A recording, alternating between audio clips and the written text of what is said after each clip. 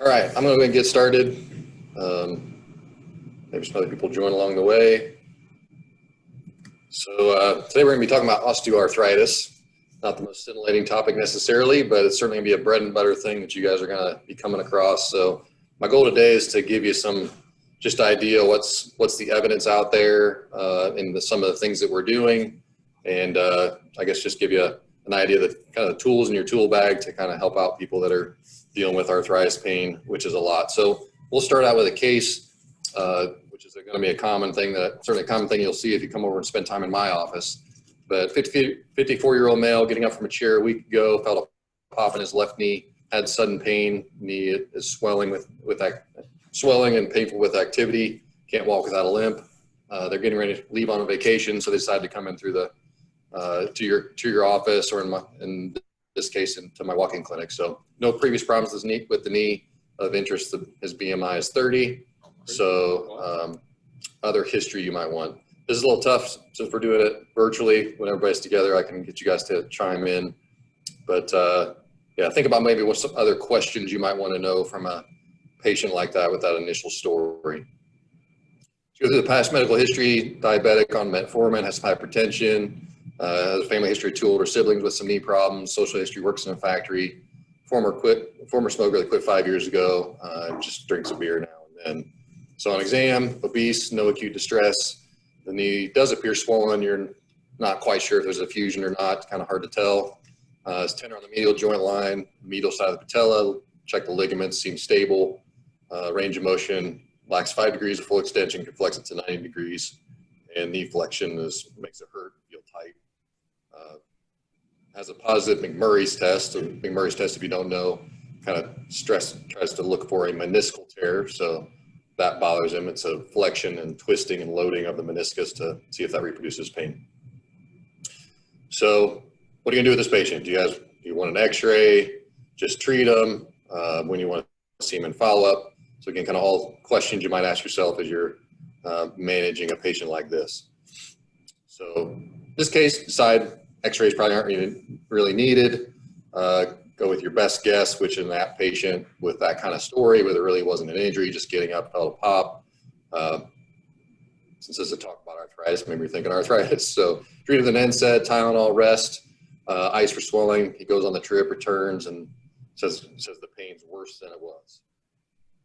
So now what do you want to do? Well, since you didn't get an x-ray, probably wise to get one at this point since it didn't really respond to initial treatment. Send for some radiographs, and this is the picture that you get. So top view is we'll call it infrapatellar view or sunrise view of the knee. You can see that there's really complete loss of cartilage under the patella, especially under the lateral facet. And then on the AP weight-bearing view, medial compartment on the right, getting bone on bone. Left knee doesn't quite look as bad. So diagnosis is pretty straightforward: osteoarthritis. Decided to offer the guy a steroid injection, follow up in 3 weeks. Said shot helped for 2 weeks, now the pain's back again.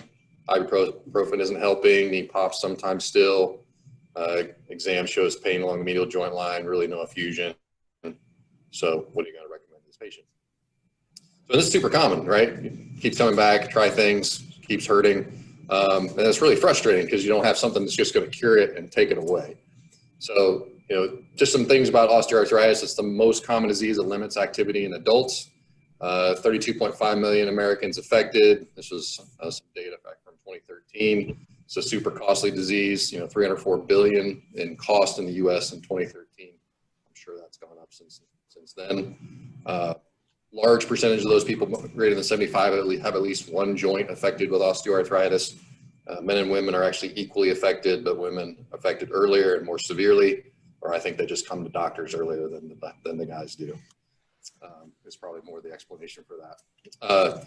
Etiology, really, we don't know exactly. There's multiple factors involved, like a lot of the things we deal with, but basically any event that alters the normal environment of the chondrocyte can contribute to the development of osteoarthritis. So it's a multifactorial problem.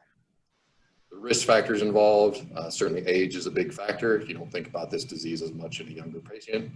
Obesity, 40% increase chance of developing osteoarthritis with just 10 pounds of weight gain.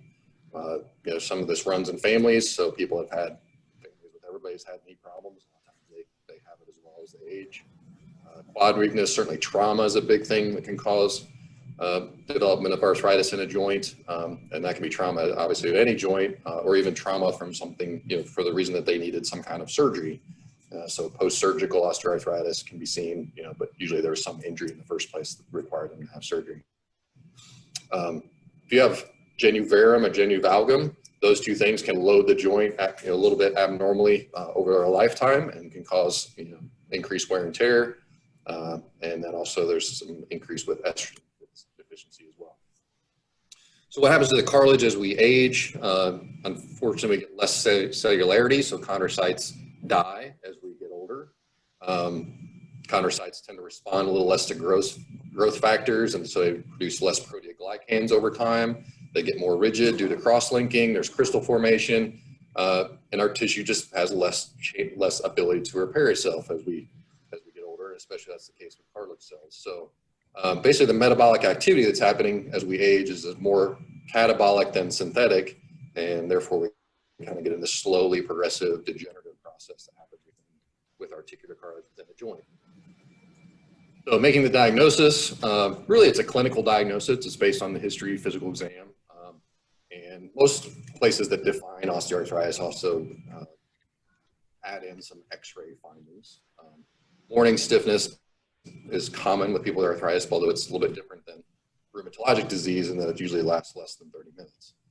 Stiffness, you know, happening in the morning that's lasting longer than that period of time starts to make you shift your thinking a little bit more some of the rheumatologic problems and probably warrant additional workup with some laboratory testing. People tend to have pain with activity. Pain at night is not unusual. You know, they get to the end of their day, they're laying down, their knee or their hips just aching, can't get comfortable.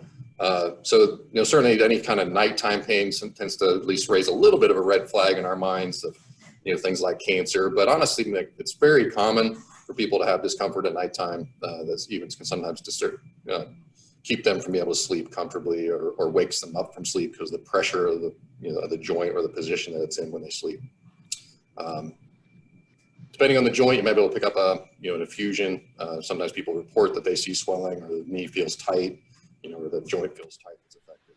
So radiographic findings that you can see, joint space narrowing. So truly there's not space there, right? There's articular cartilage that gives the appearance of a space on an x-ray. As that cartilage wears down, we see less and less space between the bones on the radiographs. Osteophyte formation that forms around the edge of the joint.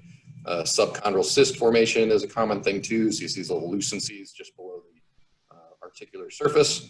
Subchondral sclerosis, which you can see here on this x-ray too, especially in the medial compartment, how it looks like more white in appearance just because of the increased pressure on the chondral bone there. And then loose bodies, or another term is joint mice, can also show up. If you pull some joint fluid out, what might you see? Less than 500 squares per millimeter. Tends to be mostly monocytes, so a little bit different than an inflammatory process where it's neutrophils. And one of the key things, and you'll learn this pretty early on in medical school, is like your x-ray findings don't often correlate with symptoms. Sometimes a patient comes in with a hurt knee, and you x-ray both of them, or maybe a couple of you have both, and the one that looks worse is the one that doesn't hurt right now. So the two things don't always correlate. But again, the lack of x-ray findings doesn't necessarily exclude the diagnosis. So, you have the right story, the right age patient. Sometimes they have small focal areas of cartilage loss that aren't extensive enough to show some joint space narrowing yet. And it doesn't mean that they could not still have osteoarthritis. So American College of Rheumatology guidelines for diagnosis all have x-ray findings kind of added in. In their diagnostic criteria, except OA of the hand, which doesn't necessarily have to have changes. So, diagnosing arthritis isn't necessarily the most challenging thing for us, but the biggest thing, as this case kind of demonstrates, is what do we do for treatment? We have lots of options sometimes in front of us, but what's right, what really works, those kinds of things, and I think that's the goal for what I'm going to share today, to try and give you just things in the tool bag and just things to think about as you're trying to choose how to manage your patients. So we'll start with pharmacologic treatments. We'll kind of run through this list here, start with the kind of tried and true things, and then look into some other things down the line. So acetaminophen, largely considered safe for osteoarthritis pain. The American College of Rheumatology recommends it as a first line for hip and knee arthritis. It's primarily metabolized by the liver, so there are certainly some patients that have some other medical problems. The Tylenol is not a great option for them. Max dose, 3 to 4 grams per day. Depending where you fall, most people just kind of stick at the 3 grams per day. Paracetamol is something you'll see in studies done, which is just the European equivalent of acetaminophen. Cochrane review 2008, really only a 4-point reduction on the 0 to 100-point scale as far as pain improvement with osteoarthritis. So it works, but doesn't seem to work very well, at least on that Cochrane review. Cochrane review found the NSAIDs to be superior. American Academy of Orthopedic Surgeons came out with some OA guidelines back in 2013, and I don't believe that they've updated those since then. Really couldn't recommend for or against its use, and made a statement that they don't think it's really much better than placebo.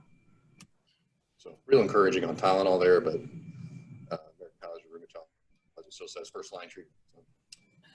Placebo effect is good, right? NSAIDs. There's oral and topical preparations available.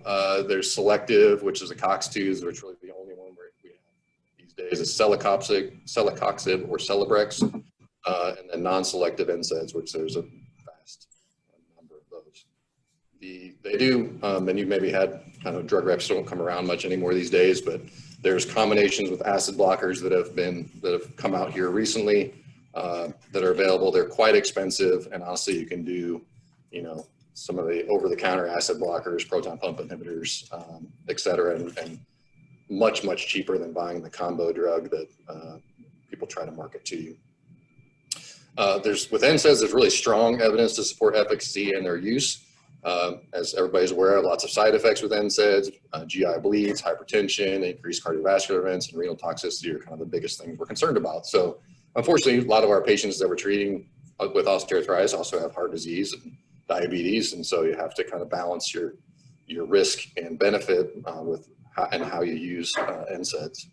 Effectiveness can be improved by combining it with acetaminophen. There's a study there in 2010 in the Clinical Journal of Pain that kind of came to that conclusion that putting the two together is oftentimes better than either one by itself. So I personally will oftentimes recommend an NSAID combined with Tylenol as far as my initial recommendations for medications. So what about opioids, pain patches, et cetera, narcotics? So, obviously with the opioid problem in the US and elsewhere, it's narcotic usage has dropped off a decent amount, which is a good thing, but still are out there for potential use, and people still sometimes ask for them because they borrow some from somebody else and they find, oh, this has finally helped my knee pain. So it's Tylenol with codeine, hydrocodone, oxycodone, there's fentanyl patches, there's certainly others out there. But the American Academy of Orthopedic Surgeons guideline found no relevant studies that met their inclusion criteria to review to support their use in the treatment of osteoarthritis. So, that's certainly they had inclusion criteria, so it doesn't mean that they didn't work, but based on what they looked at, didn't find anything that supported the use of narcotics. So their conclusion was can't recommend for or against the use in OA. Side effects with narcotics, constipation, mental status change, dependence, increased risk for falls in the elderly, which is significant. And so don't just, I think you need to think wisely about using those and how you use them as well. So I think you should use them with caution. I sometimes will use them with nighttime pain, maybe just one at nighttime. Anybody that's been practicing for a while probably has a few patients that take a couple a day. That's how they function. They do fine, and you continue to prescribe them because they don't want surgery or have pretty bad arthritis that you're just trying to keep working and make it. I certainly have probably a handful of people that that's the case. But then just think wisely about the use of narcotics with OA, and that there's really probably not a ton of evidence out there, but we do a lot of things that don't always have evidence too. What about viscose supplements, hyaluronic acid injections? Lots of these things out there. Again, going back to the AAOS statement in 2013, this was kind of a pivot in the use of these things. where they no longer recommended the use of them in knee arthritis, and they felt that there was strong evidence to support the recommendation. So kind of a wordy slide that basically in summary says that they looked at these, at these pain, function, stiffness scores. There were some statistically significant effects, but none of the improvements met their minimally clinically important thresholds. So when they looked at kind of high molecular weight versus low molecular weight viscosupplements, high molecular weight seemed to do a little bit better, and then there's some mid-range molecular weight. There really wasn't a lot of difference. But again, bottom line, strong evidence to support that they don't recommend the use of these anymore. So because of that, insurance companies kind of said, hey, we're not going to pay for them then. So, and that certainly has happened, and even with some very big payers in our area, such as Anthem. A lot of times you have to try to submit some kind of pre-approval for it to see if they will somehow cover it, and oftentimes it ends up getting denied. So then you got the financial hurdle to get over when you're trying to use these products as well. So I'll still talk about them because they're on the market and people ask for them, and as I'll talk about, there's still some people that seem to get benefit. There's many products in the market. The first two I mentioned are Durlane Gel 1 have come out within the last few years. Orthovisc, Suparts, Uflexa, Hyalgan, Synvisc, and Synvisc 1. So all of these are out there. They're actually, many of them are derived from rooster combs. Uflexa is from a fermentation process of bacteria.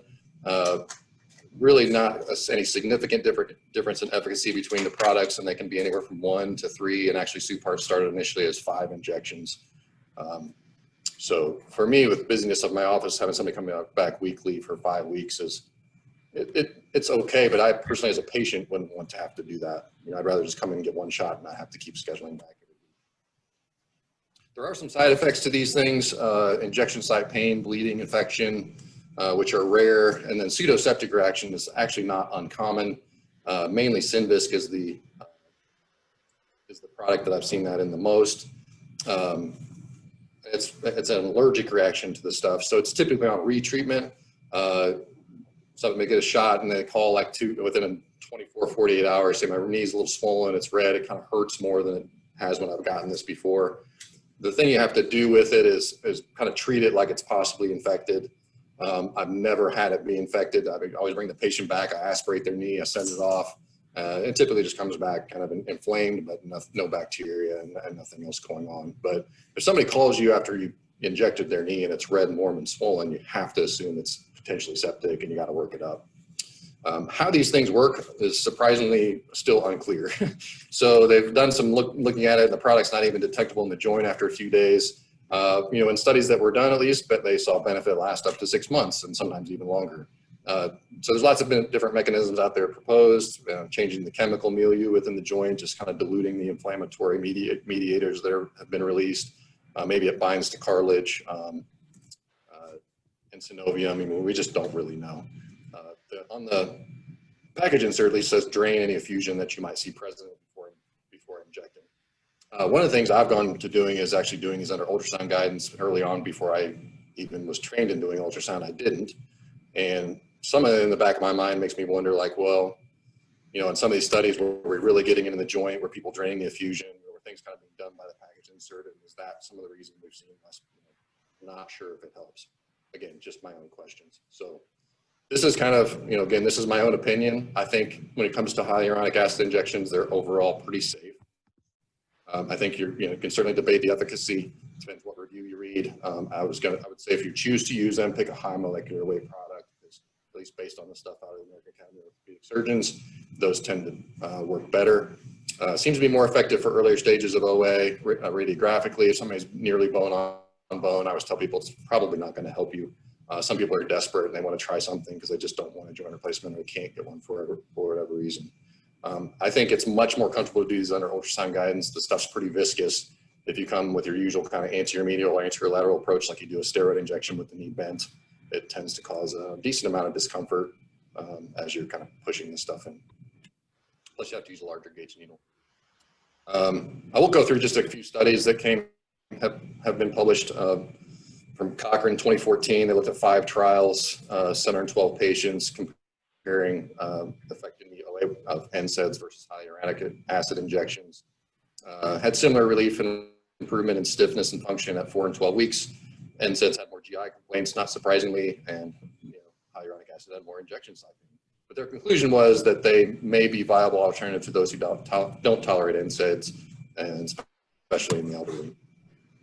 So again, I think another tool in your tool bag, potentially, if you can get it paid for, something you can at least tell patients that's out there, and if it's placebo effect, great. If it improves the patient's pain and function and really has minimal downside other than cost, then I think it's an option to use. What about steroid injections? Again, another kind of surprising conclusion, but AAOS in 2013 cannot recommend for or against, and said that the evidence for steroids was inconclusive. And Cochrane actually finds some, when they do their review, found somewhat similar findings. 27 randomized trials looking at nearly 1,800 patients, 13% more people with pain reduction compared to placebo. So not a great, response, although better than acetaminophen. 3-point reduction pain with steroid on a 10-point scale, 2-point reduction with placebo, and this was tested at 1 month, and had similar side effects and dropout rate. Again, level of evidence was low because overall it really was low quality studies. Dr. Bunch, were you waving at me like you had a question, or no? Okay. No, sorry, we're just analyzing your audio because you're fading in and out, and so we're trying to figure out what's going on. You're doing famously. All right, nothing I can do on my end then? I don't think so. I'm watching to see if your voice kind of fades out or something, but I feel like you're keeping your tone the same, but then your audio just tends to go out. So we're just trying to troubleshoot. Sorry to distract you. That's fine. I'll keep plugging along. Okay. All right, so what about PRP and stem cells? Again, I think this is a cart before the horse type of scenario where a lot of these new things come out and we think they're going to do great. It's uncovered by insurance. There's a lot of cash pay on this stuff right now, and continues to be that way, even though these have been available for a while.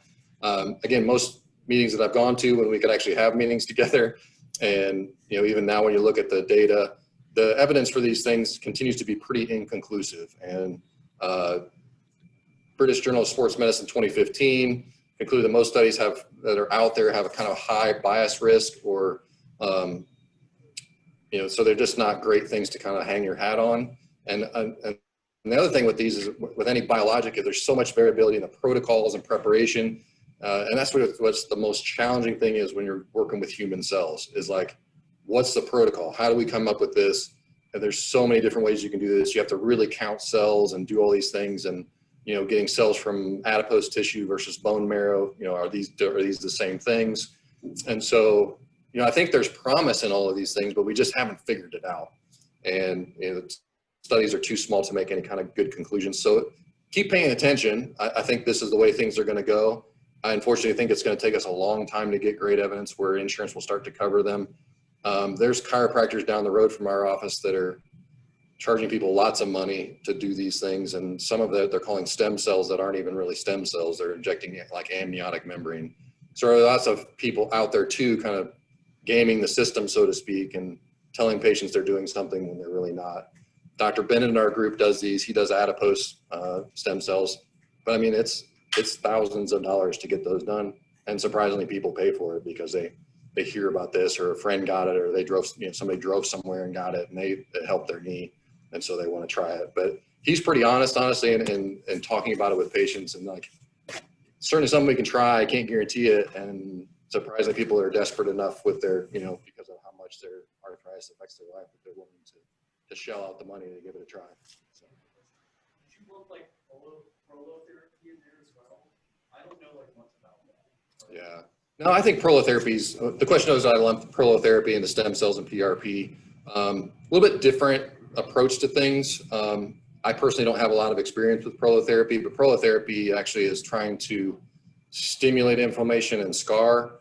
I don't know how much it's used intra-articularly. It's definitely used in a lot of soft tissue problems, but yeah, I wouldn't necessarily lump those two together. It's not something I would consider a biologic. So found some interesting stuff on Ultram or Tramadol. Cochrane Review 2015 looked at 11 randomized controlled trials, again, over 1,000 patients. they came out with this statement as gold level evidence. Taken up to 3 months may improve, Tramadol taken up to 3 months may improve pain, stiffness, function, and overall well-being in patients with OA.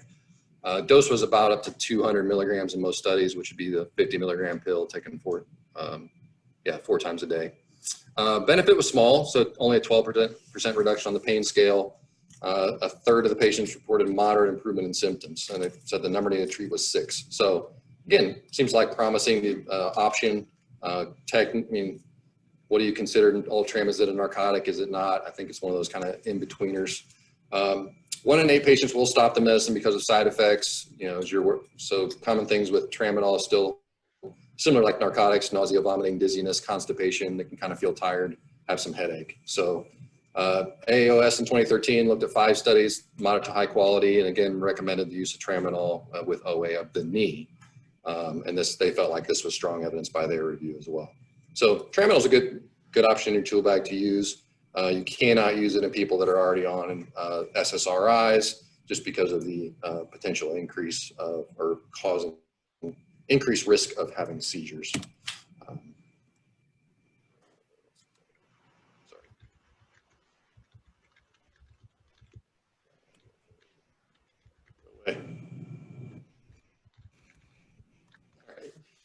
All right, Duloxetine was approved for use in chronic musculoskeletal pain, including OA in 2010. And this was based on the results of randomized controlled trials. A study looking at that versus placebo found significant reduction of pain at 13 weeks, again, a number needed to treat of 6, similar to Tramadol. The benefit was not related to improvement in their depressive symptoms. So I think, again, another medicine's kind of a little bit different in its approach and how it works, that at least has been shown some benefit in musculoskeletal pain. So they did a 10-week double-blind trial of looking at Duloxetine versus NSAID, plus an NSAID versus NSAID plus a placebo. A decent number of patients, again, statistically better reductions in pain than the NSAID with placebo. Common side effects were nausea and fatigue, and constipation in just a very small percentage of patients. So those are kind of things you have probably from a pharmacologic standpoint with some of the evidence. Again, several different options, and you just have to kind of look at what your patient's already taking, what are their other risk factors, to try and choose the best thing for your patient. So there's lots of non-pharmacologic treatment out there too, and we'll run through those. Exercise showed some modest improvement in symptoms and pain with aerobic and resistance exercise, with no exacerbation of symptoms in studies. So getting people moving with arthritis is still important. That movement of the joint actually does provide some nutrition to the cartilage and therefore improves their pain. People that sit around and start doing nothing actually tend to do worse, and that's a common complaint too, that people, when they sit, they feel fine. When they first get up, start moving their hips, their knees, everything feels a little stiff until they finally get loosened up. And then once they're moving, things tend to feel a little bit better. So weight loss, again, weight and from 10 pounds can reduce your risk based on the Framingham study. Patient education, social support, so people just talk about educating patients, how does this affect their symptoms. Again, does show some benefit. Braces and taping. There are these custom braces out there, kind of varus or valgus unloader braces. They can be used. They're a little bit expensive, and you do typically have to get insurance approval in order to prescribe them. But they can help in people that have really isolated unicompartmental involvement or to offload that compartment. Compliance is a problem because a lot of people don't like to wear a brace every day. And sometimes just because of the pressure they have to exert, people find them a little bit, can be uncomfortable. But there are people that really love them, and it can help them a lot. Taping probably is more common with patellofemoral OA, where therapists can do these taping techniques to kind of offload the medial lateral facet of the patella and improve someone's symptoms. And then assistive devices are things that we commonly use, right? We give somebody a cane, a walker, to help them get around. So what about PT, or therapeutic exercise? There's actually strong evidence to support benefit in osteoarthritis. The mechanisms are thought to be related to improvement in their strength, proprioception, improving contracture of the joint. They have better range of motion. You can send people for aquatic therapy if you have a place that has a pool available. It's a non-load bearing exercise, so sometimes that's the barrier, right? People can't go and walk to lose weight. They can't or they can't run, so they kind of just give up, or they try a walking program, their joints hurt worse, so they stop. So getting them into some exercise in the water can be super helpful, both from overall health standpoint, losing weight, and improving their joint function and pain. Home exercise is also beneficial. The most positive studies that have been done with therapeutic exercise were under the supervision of a physical therapist. So Tai Chi, another thing that's been studied with OA, prospective randomized trial. There's only 40 patients, but 60 minutes of Tai Chi twice weekly for 12 weeks. Looked at the control group. They just got wellness education and stretching, and there was statistically significant improvement in the study group. So potentially it looked helpful in OA. Again, a very small study. So people that are into Tai Chi, if if it's a class available or that kind of thing, you could recommend people. What's that? CIO doesn't do that. No, we don't have a Tai Chi class. So haven't gone there yet. So yeah, I think the bigger question at the end of this is does it help everyone who are the best patients for therapy? I think some people just don't want it. I'm sure you come across those patients, you recommend physical therapy, like, no, I'm not going. They've had some previous bad experience, or they just don't want to spend time on it. So I think compliance is challenging. A lot of times the only time they're doing the exercise is when they go into that therapist, and they don't do them on their own. But it's really safe in most patients. I think it's, especially if it's supervised. One study looking at baseline variables in the hip tried to help answer this question, like who should you choose to send?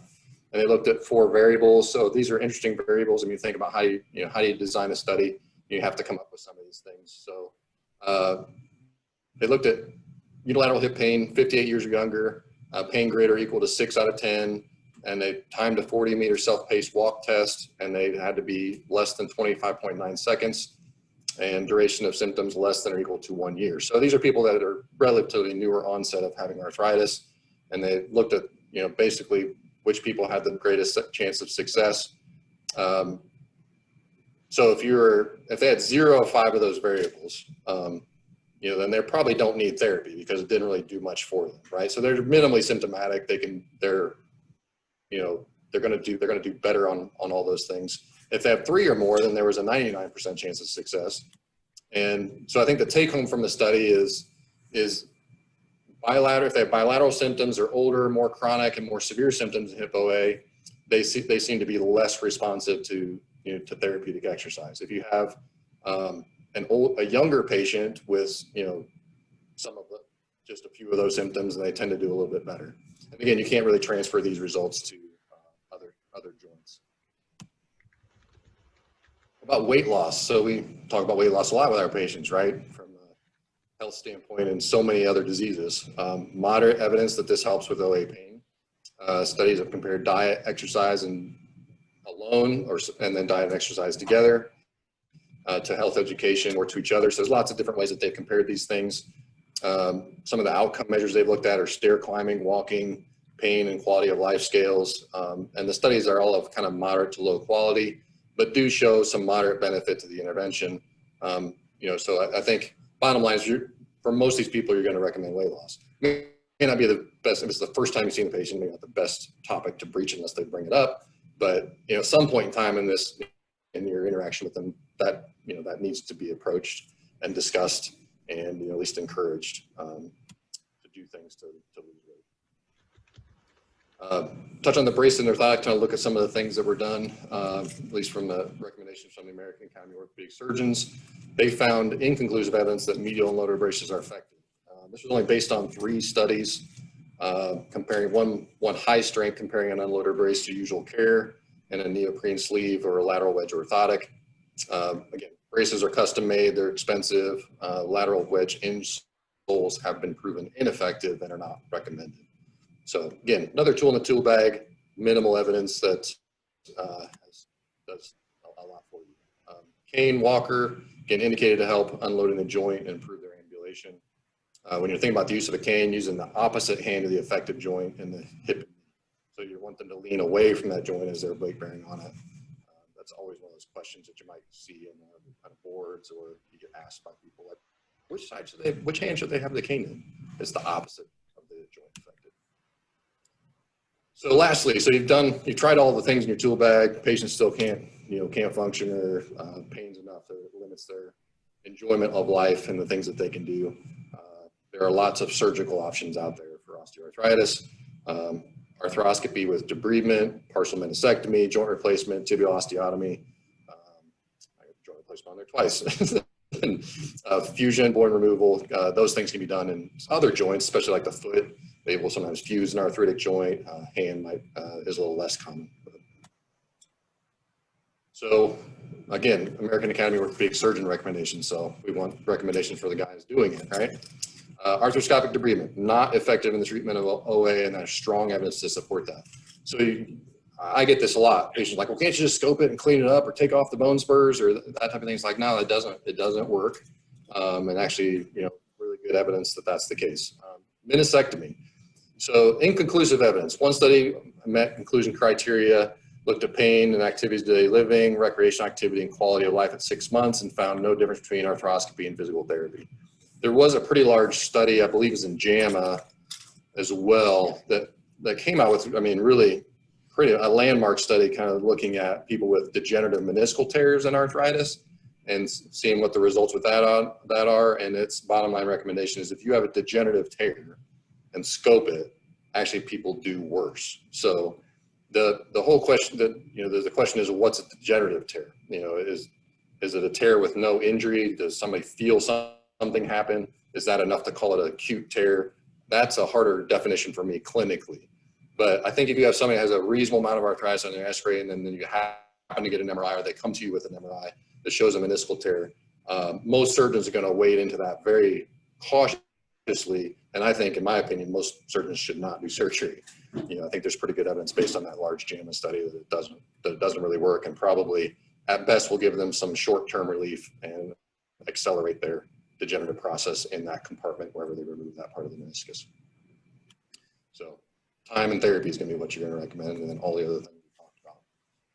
What about lateral tibial wedge osteotomy? Usually used for varus knees with medial compartment arthritis. Some prospective case-controlled trials compared to placebo response showed some improvement in the visual analog scale. The recommendation is that might be something to perform, but there's limited evidence to support it. I would say that's a very rarely performed surgical procedure these days, but it's still an option for surgeons. So joint replacement by far is the most common thing people are going to consider doing with osteoarthritis. Over 1 million replacements per year in the US. Hip, knee, and shoulder, the larger joints are the most common, although they do have ankle joint replacements as well. There's elbow joint replacements, so depends on your surgical specialty. They do have partial replacements in the knee, so if somebody just has unicompartmental involvement, you can just replace that medial compartment that's involved.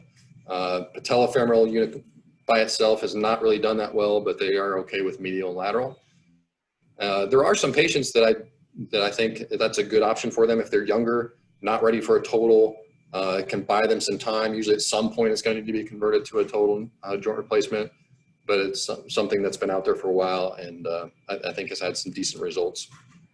As far as shoulder replacement, there's traditional replacement versus the reverse. So the reverse, instead of having is basically, traditionally you have a ball in a socket. The reverse is you basically put a ball where the socket was and then have a cup on the other side. So it kind of flips it. And that is the type that's done with people that have a torn rotator cuff along with their arthritis. So you'll see people have bad arthritis in their shoulder from a chronically torn cuff. And that's where they tend to do a reverse total shoulder arthroplasty. Again, like I talked, other joints can be replaced. First MTP joint in the foot is a joint that can be replaced, and there's some IP joint replacements that can be done for bad hand arthritis. So not that you need to remember that, but if you as the family doc got somebody with bad osteoarthritis in their hands, it's limiting their function, medicines and other things haven't helped, you can let them talk to a hand surgeon. There may be some joints that can be replaced. Sometimes there's, it's so extensive, there's not much they can do, but sometimes having that consult, at least getting that, that information from a surgeon is helpful, and then finding to deal with and live with what they have. Lots of different materials that are used for these replacements that I mentioned there.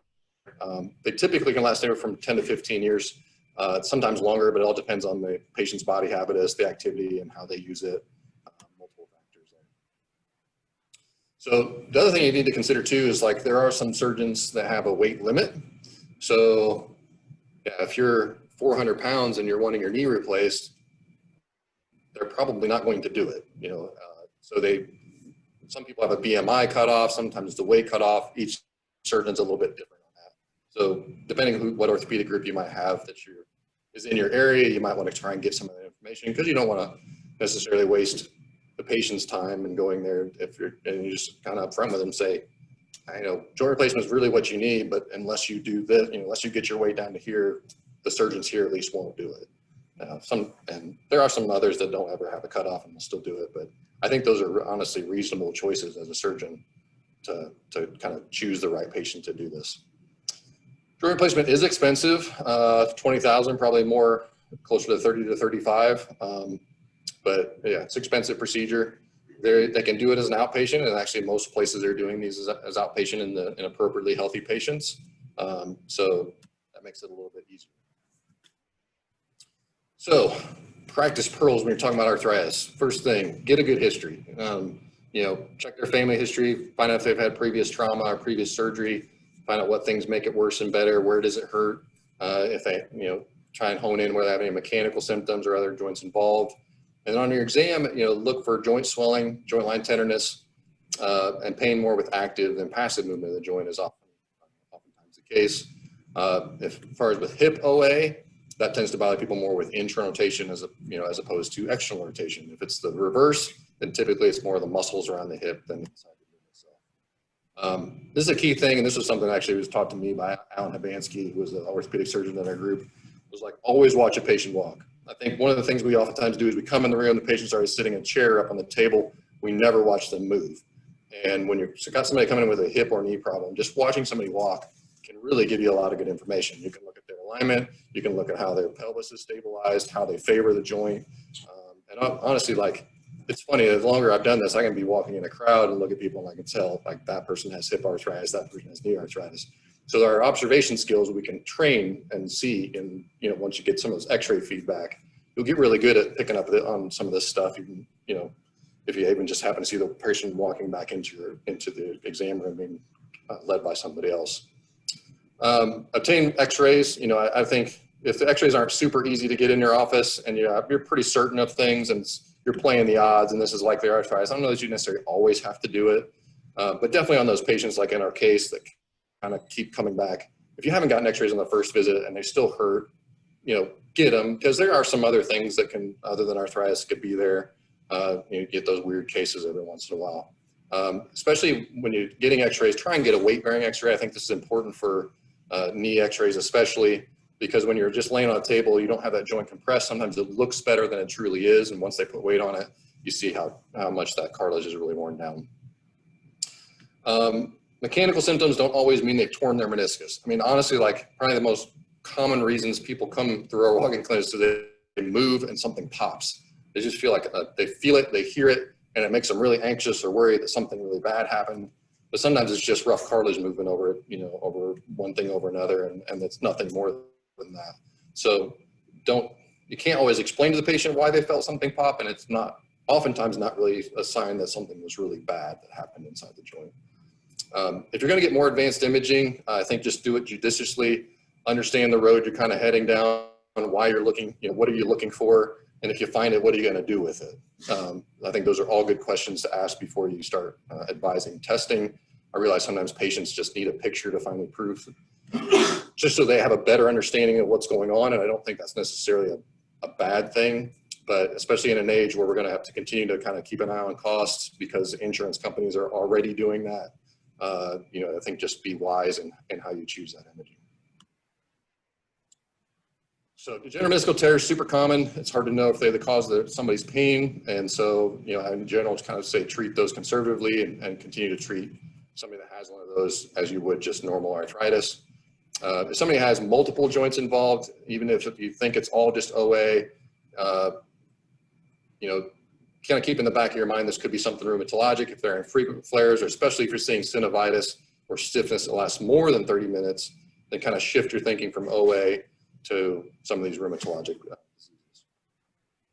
Make sure you're discussing modifiable risk factors with your patients, weight loss, how can you change, what's your job demands, how can you change that? Is there some type of career change you might be able to make to be able to keep going, and then impact of activity on their joints, trying to find that balance of moving enough that you don't make symptoms worse, but and not being sedentary enough that you're kind of compounding problems that got you there in the first place.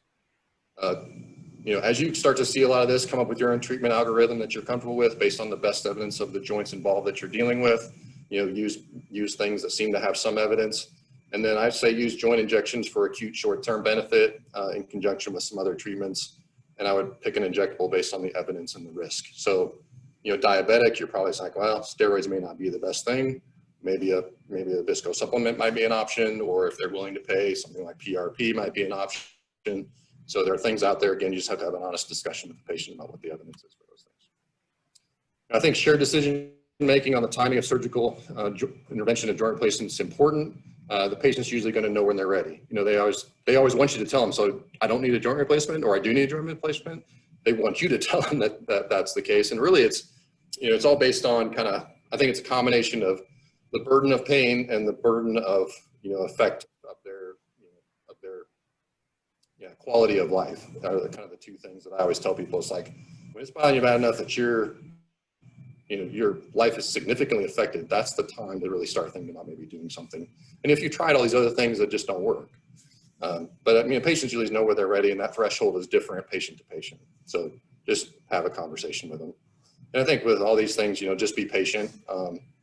You know, sometimes the response isn't, you're going to try something, it doesn't work, and then you try something else. And like a lot of these things, it's a little bit of trial and error, but most of the time you can find something that finally works for that patient and help them have a better quality of life. So this is a quote I think about often by Voltaire, is that the art of medicine consists of amusing the patient while nature takes its course. So I think we do a lot of that. That's what we do. But I think that's okay. I mean, there's importance in that relationship that you have with people. And yeah, they appreciate your efforts nonetheless. Questions, I realize are kind of hard to do, but does anybody here have any questions?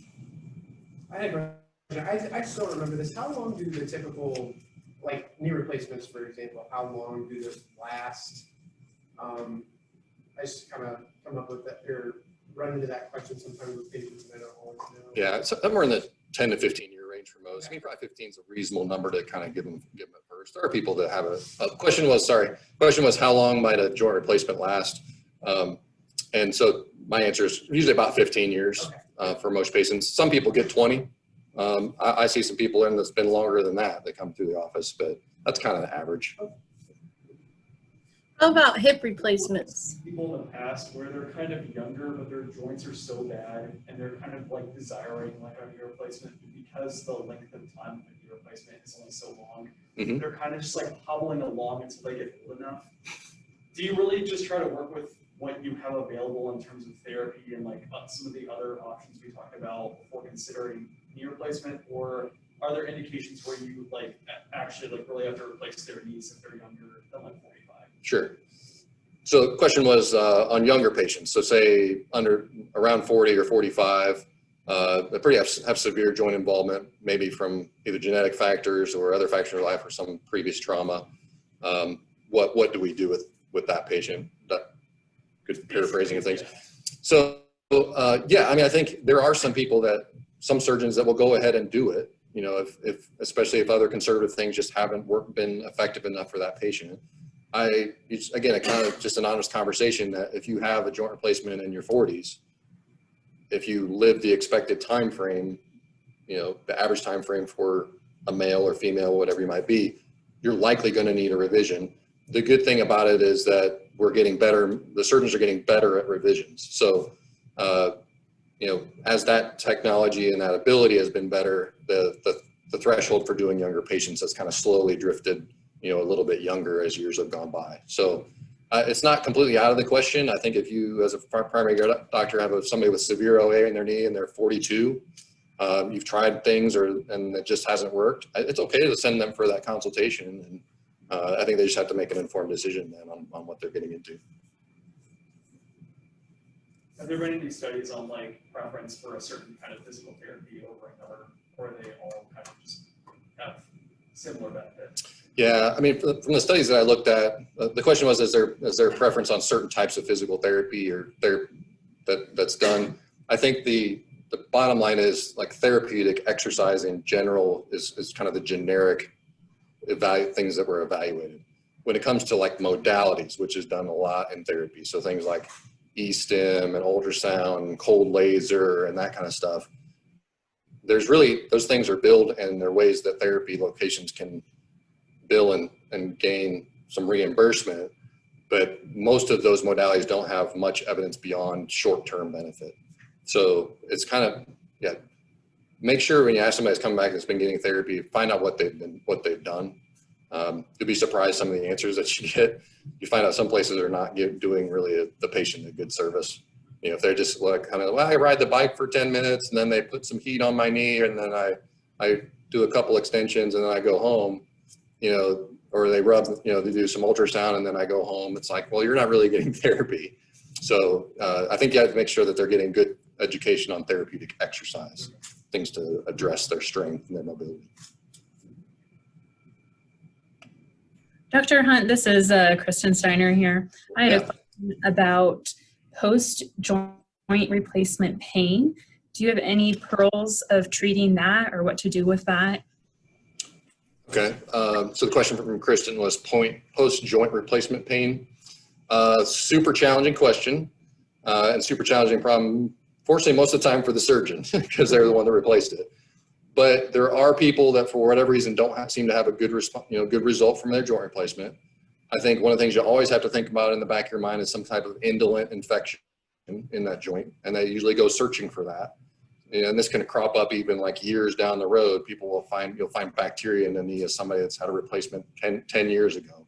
So that's one thing, and probably the most serious thing.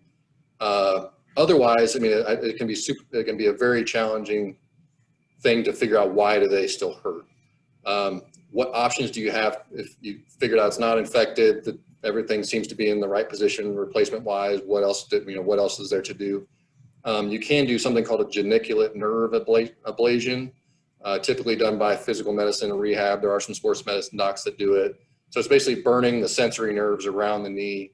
And that has been beneficial in those cases where you just have this frustrating, painful knee after joint replacement when you've ruled out other more serious things. So fortunately, I think, from where you sit as a primary care physician, you probably always have the ability to try to send that patient back to their treating surgeon. They may not want to go back for therapy. Sometimes that happens. Or you kind of inherit somebody that's now doesn't live in that same area. And so, but I think it's always good in that situation to probably get a surgical opinion Okay. as far as looking into it. Okay. Thank you. Yeah.